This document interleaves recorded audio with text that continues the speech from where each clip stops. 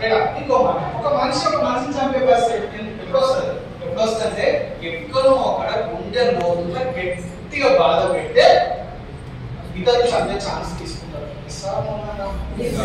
చెప్పండి అన్న ఈ అంశం చెప్పినాక ఇక మీకు నేపథ్యాలు అడుగుతా అర్థమైంది రావడం కదా చెప్పండి అన్న. విదేశీయులు భారతదేశానికి రావడానికి ప్రధాన కారణం గాంధీ, అంబేద్కర్, రాజేంద్ర ప్రసాద్, సుభాష్ చంద్రబోస్ రావడానికి ప్రధాన కారణం విదేశం రావాలి మన దేశానికి. ఎవరు చెప్తారు అని ఎట్లా సార్ సార్ చూడండి విదేశం మన దేశం రావడానికి ప్రముఖ స్వతంత్ర సమరయోధుడు మేధావ డిమోషన్ డిఫరెంట్ పైకి రండి.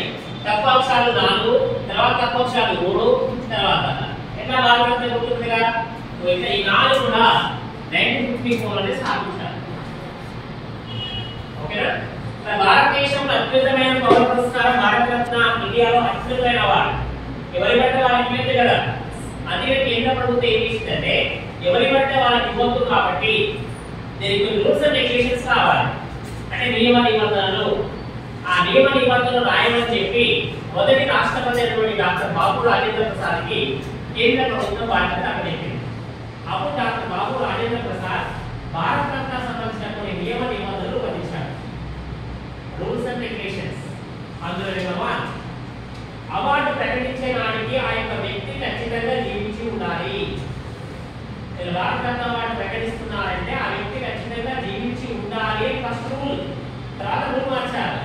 ఫస్ట్ ఏంటి? జీవించి ఉండాలి.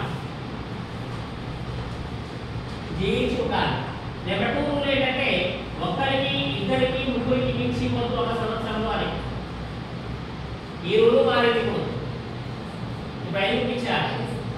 ఒక్కరికి, ఇద్దరికి, ముగ్గురికి మించి ఇవ్వద్దని. 3 భారతదేశంలో అత్యున్నతమైనటువంటి రంగాలైనటువంటి కొన్ని ఇంపార్టెంట్ రాజకీయ రంగం, లిటరేచర్, సాహిత్యం, మతపరమైన రంగం, ఎడ్యుకేషన్ ఇలా కొన్నింటి రాశాడు అందులో. కానీ స్పోర్ట్స్ మర్చిపోయారు. భారతరత్న అవార్డు ఇచ్చినప్పుడు ఫస్ట్ స్పోర్ట్స్ రంగం లేదు. అందుకే చాలా కాలం పాటు స్పోర్ట్స్ సంబంధించిన